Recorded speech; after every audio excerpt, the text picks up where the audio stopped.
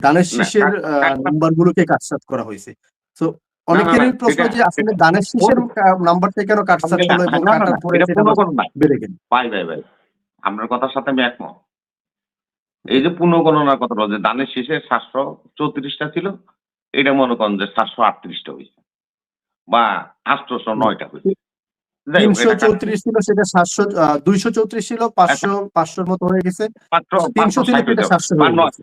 হ্যাঁ ৯৩০ হইছে। ১০০০ এখন ১০০৬ ছিল মেবি একটাতে, তো ওইটা ১৫০৬ হয়ে গেছে আরে এরকম ভাই কাটছাঁট সংখ্যা করে। তো বললামই ভাই। সংখ্যা ১,০০,০০০ হুম, ছিল। এখন ব্যালট পেপার হুম, ১,০০,০০০ পাইতে হবে তো। পুনঃগণনা যখন হুম, যাবে, হুম, তখন এই ব্যালটটা বাইর করে দিতে হবে না? ওই প্রিসাইডিং অফিসার দেখেন, হুম, আরপিও দেখেন। আরপিও তো পড়েন। আছে কিনা বাইর করে দেখেন। ওই প্রিসাইডিং এবং পুলিং অফিসার ওই বুথে যারা ছিলেন, তাদের সকলের ৬ মাসের কারাদণ্ড হবে, ৳১,০০,০০০ করে জরিমানা হবে। হুম। এবার কিন্তু খুব হেলামেলা নির্বাচন হবে। আমাদের যারা এজেন্ট ছিল, আমাদের নির্দেশ ছিল এটা। রেজাল্ট শিট নিয়ে ছাড়া কেউ বাইরে আসবেন না। এবং রেজাল্ট শিট যতক্ষণ পর্যন্ত না দিবে, ততক্ষণ পর্যন্ত ওই কেন্দ্র থেকে প্রিসাইডিং অফিসার যাইতে পারবে না। এবং সে আলোকে জামাত ইসলামেরও একই, অন্যান্য দলও একই সিস্টেম। এবং যতগুলি রেজাল্ট শিট আছে আমাদের কাছে, প্রত্যেকটা রেজাল্ট শিটের মধ্যে সবাই স্বাক্ষর আছে। প্রিসাইডিং অফিসারের স্বাক্ষর আছে। এবং এবার আরেকটা নতুন পদ্ধতি আরপিও তে আছে দেখেন, আচরণবিধিতে। এই আমাদের এই যে ভোট নিয়ে একটা সমস্যা হয়। যে মনে করেন যে উপরে ১০ টা ধানের শীষ দিয়ে দিল, নিচে ১০ টা ধানের শীষ দিয়ে দিল, মাঝখানে কতটি পাল্লা থাকলো। এটা বান্ডিল ধানের শীষ করে চালাই দিবে। এবার আর এই সুযোগটা নেই। এটা নতুন আরপিও তে একটা সংযোজন হচ্ছে আচরণবিধিতে। সেটা হলো যে ওইখানে যে পুলিং অফিসাররা থাকবে, তারা ৩ জনে এটাকে চেক দিবে এবং রেজাল্ট শিটের একটা অংশে ওদের একটা করে ইনিশিয়াল থাকবে। ৩ জনের ৩ টা ইনিশিয়াল থাকবে। ৩ টা চেক হবে। হওয়ার পরে প্রার্থীর যারা এজেন্ট তারা আবার এটা দেখবে। দাঁড়িপাল্লারটা আমি দেখব। আমার দানের শীষেরটা দাঁড়িপাল্লা দেখবে। ওপেন টু অল মানে এটা দেখবে। দেখার পরে এই রেজাল্ট শিট তৈরি করা হবে। অ্যাসিস্ট্যান্ট প্রিসাইডিং অফিসার রেজাল্ট শিটে স্বাক্ষর করবে। তারপরে এজেন্টরা পর্যায়ক্রমে যতজন থাকে এজেন্ট ৫ জন থাকলে ৫ জন, ৪ জন থাকলে ৪ জন। উনারা করবে। করার পরে প্রিসাইডিং অফিসার কেন্দ্রের গেইটে আসবে।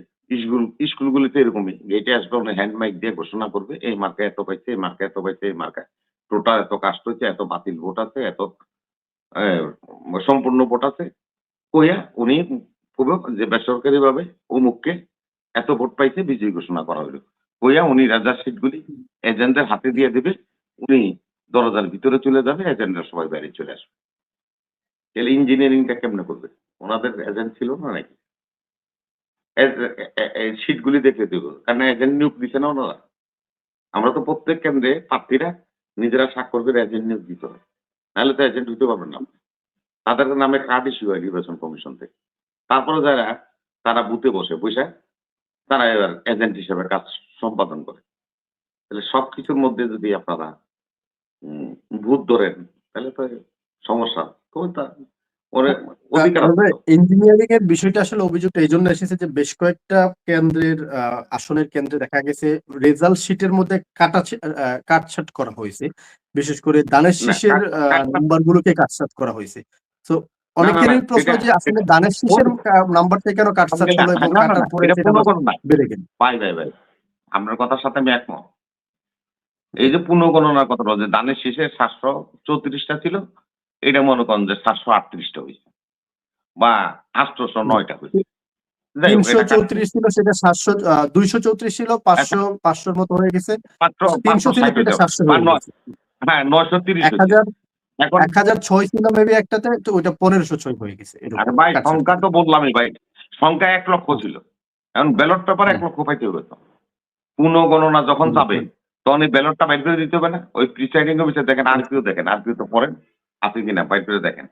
ওই প্রিসাইডিং এবং পুলিং অফিসার ওই বুথে যারা ছিলেন, তাদের সকলের ৬ মাসের কারাদণ্ড হবে, ৳১,০০,০০০ করে জরিমানা হবে। হুম,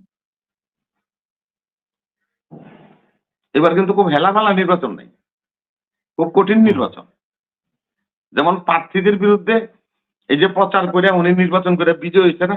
উনার নামে যত অভিযোগ গেছে, যদি অভিযোগ প্রমাণিত হয় যে উনি এগুলি করছেন, তাইলে উনার সংসদ সদস্য পদ বাতিল হয়ে যাবে। আরপিও তো আছে। আপ দেখেন আরপিও তো আছে এবার। এর কঠিন এক সমস্যা আছে। যে যেরকম নিজেদেরকে ভাবতেছি বা বলতেছি, এত সহজ না কিন্তু জিনিসটা। আর ওটা পড়লেই আপনি বুঝতে পারবেন যে কি ক্রিটিক্যাল অবস্থার সৃষ্টি করছে। বুইঝা না বুইঝা মনে করেন যেন আপনি এই রঙিন পোস্টার লাগাই দিছেন। কিছুই বলবেন না আপনার নির্বাচন কমিশন। আপনার প্রতিপক্ষ মনে করেন আপনার নামে অভিযোগ করে দিছে। উনারা এসে জুডিশিয়াল ম্যাজিস্ট্রেট আসবে যাচাই করে দেখবেন হ্যাঁ, এখানে রঙিন ব্যানার লাগানো আছে। সাইজের বাইরে লাগানো আছে। উনারা শুধু খালি টুকে নিয়ে যাবে। নিয়ে আপনার এগেইনস্ট এ একটা মামলা ঠুকে দিয়ে নির্বাচন কমিশনে দিয়ে দিবে। আপনার জবাবদিহি করতে হবে। আচ্ছা যাক, এটা নাইলে এটা হইলো। আপনি গণনা করবেন তো। এখন মির্জা আব্বাস সাহেবের ওখানে গণনা হবে না, নাসিরউদ্দিন সাহেব? ওনাদের ওখানে গণনা হবে তো। ব্যালট পেপার গণনা হবে না? তো ৭৩৮ এর একাইকা আপনারা যে ১০৯০ বানাইছেন, তো ১০৯০ টা এই ব্যালট পেপার আপনাকে এই গইনা বাইর করে দিতে হইবে না? এখন কে গুনবে?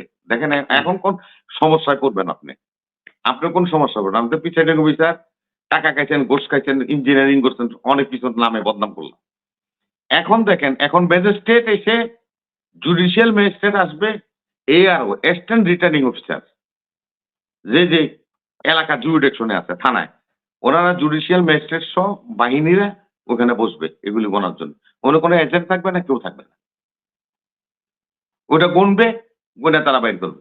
তো ওইটা বাইর করে দিতে হবে না নাকি? না দিলেও ওই presiding officer, assistant presiding officer, police officer ওই কেন্দ্রে যারা দায়িত্বে ছিল, তারা তো সাথে, সাথে পানিশমেন্ট হয়ে যাবে।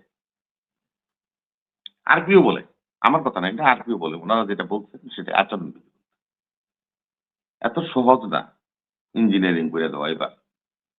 যদিও আমরা লুজ দেখছি। দেখেন আমরা নিজেরা ওই যে যেটা একজন কে জানি বলল, ওই যে জাহাঙ্গীর সাহেবের ওই বডি ল্যাঙ্গুয়েজ অমুক হইছে, তমুক হইছে, বুঝাই যাইতেছে না কি হইতেছে নির্বাচন। দেন নির্বাচনের দিন কিন্তু একটা লোকও মারা যায় নাই বা একটা ক্ষতিগ্রস্ত হয় নাই, কোন কেন্দ্র দখল হয়নি, কোন ব্যালট বাক্স ছিনতাই। অবশ্যই এর মধ্যে অন্তর্নিহিত কোন কারণ আছে। তারাও একটা পলিসি মেকিং করছে গভর্নমেন্ট। সে ধারা অনুযায়ী জনগণকে শান্ত রাখতে পারছে, এটা তাদের ক্রেডিট। আমরাও হয়তো তর্ক বিতর্ক করে লাভ নিত। একটা আওয়ামী লীগ অফিস খুলে দিলে তো বিষয় না। আওয়ামী লীগ অফিস খুলে দিলে যেরকম খুলে দিচ্ছে ওরকম ছ্যাঁচাও খাইছে, খাবে। যারা খুলবে তারা ছ্যাঁচা খাবে। জনগণই তো ছ্যাঁচা দিব আপনাকে। বিএনপির আওয়ামী লীগ নেই তো, আপনারা ছ্যাঁচা দিবে তো।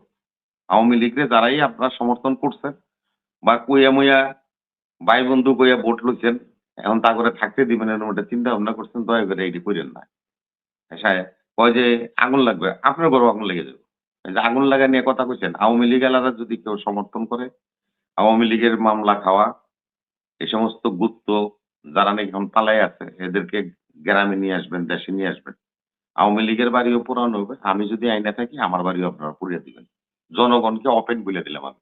আমার বাড়িতেও আগুন দিয়ে দিবেন। এখানে শিবির আর জামাত নাই। হুম, জি, বলেন আর কি? জি। ইঞ্জিনিয়ারিং তো বললাম। ধন্যবাদ। ইঞ্জিনিয়ারিং করা যাবে না। ইঞ্জিনিয়ারিং করতে গেলে আপনার ধরা পড়বেন। এই যে আমরা ৪ জন বসা আছি, এখন আপনার ৳৫০ দিচ্ছেন মোশাররফ ভাই। দিয়ে কইছে ৳৫০ দিছে। মোশাররফ ভাই কইছে না আমার ৫০ দেন। তখন আমরা গুনবো ১১ দেন, আপনার দিচ্ছেন ৳৩৮। আপনি জবাবটা কি দিবেন? ভাই আমি আপনি টাকা জবাবটা দেন। কিন্তু নিয়েও নাই দিয়েও নাই।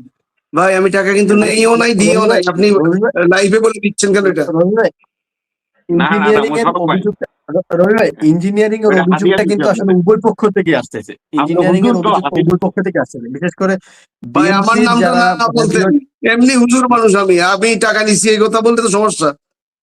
না আপনি টাকা দিছেন। নিছেন না। আপনারে কইলাম যে মোশাররফ ভাই আইছে মিলাদ পড়াইছে, হাদিয়া দিলাম।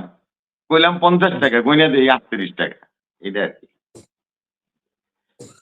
আমি হ্যাঁ, রবি ভাইকে বলছি মনির ভাই যে বলেন। ইঞ্জিনিয়ারিং এর বিষয়টার অভিযোগ নিয়ে কিন্তু আসলে উভয় পক্ষ থেকে এসেছে যে বিএনপিরও যারা পরাজিত হয়েছেন, ওনারাও বলছেন যে ইঞ্জিনিয়ারিং হয়েছে, ভোট পুনর্গণনার দাবি এটা জানাচ্ছেন। ইঞ্জিনিয়ারিং না। তারা বলছে যে আমরা কথাটা আমরা শব্দগত একটু সমস্যা হয়। আমরা আসলে বাঙালি জাতি তো বিভিন্ন ভাষা থেকে আরবি, ফার্সি, ইংরেজি, ওই যে পর্তুগিজ, ডাচ সব ভাষা থেকে তো বাংলা ভাষা এখানে সমস্যা হয়ে যায় হুম, কথা বলতে। ইঞ্জিনিয়ারিং হলো এক জিনিস। ইঞ্জিনিয়ারিংটা কি? ফলাফল ইঞ্জিনিয়ারিংটা কি? রেজাল্ট শিটে আপনি ভোট পাইছেন 400, আমি আপনারা দেখাই দিলাম 40, বা আপনার 40টা পাইছেন, সামনে যেটা শূন্য বসায় 400 বানাই দিলাম। এটা কিন্তু ইঞ্জিনিয়ারিং। ইঞ্জিনিয়ারিং হলে কি হবে জানেন? আপনি সাথে, সাথে আপনার এজেন্ট ওখানে আছে না? মনির ভাই, সকল এজেন্টরা, এই যে আমি তো নির্বাচনের প্রক্রিয়াতে ছিলাম ভাই। একটা সাধারণ নগণ্য কর্মী। আমি তো আমার কেন্দ্রে ছিলাম। একটা কেন্দ্র না, সেপারেট কেন্দ্রে ৭৭০টা কেন্দ্রে ছিলাম। রেজাল্ট শিট দিছে। আমাদের সাথে কথা হইছে। আমরা বইলা দিছি যে সকল এজেন্টরা সই কইরা গইনা, ভোট গইনা, ব্যালট গইনা আপনারা তারপর বাইরে আসবেন। সবাই সবার ব্যালট গুনছে। ৩টা চেক দিছে। ৩টা চেক পুলিং অফিসাররা ৩টা চেক দিছে বান্ডিল। প্রতি বান্ডিল ৩ জনে চেক করছে। প্রতি বান্ডিল ৩ জনে চেক করছে। যার কারণে রেজাল্টটা দিতে সময় লাগছে এবার। আগে তো মনে করেন একজনে গইনাই মনে করেন যে উপরে ২০ টা নিচে ২০ টা দিয়া কয় এটা দাঁড়ির শেষ, এটা দাড়িপাল্লা, এটা নৌকা। এইবার কিন্তু তা না। এবার এইজন্যেই আমাদের অনেক ভাইরা কইতেছে যে কেন দেরি হলো? যে মোশাররফ ভাইও বলছে যে কেন দেরি হলো? এই দেরি হওয়ার কারণটা হলো এটা। মেকানিজমটা হলো এই জায়গায়। আরপিওটা পড়লে বোঝা যাবে। আমরা তো এই আমরা ট্রেনিং করছি এই আপনার এজেন্টের উপরে প্রশিক্ষক হিসাবে।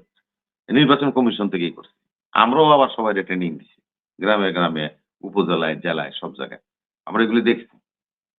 এগুলো এটা কঠিন ব্যাপার-স্যাপার। জি, ইঞ্জিনিয়ারিং করতে জি, পারবেন না।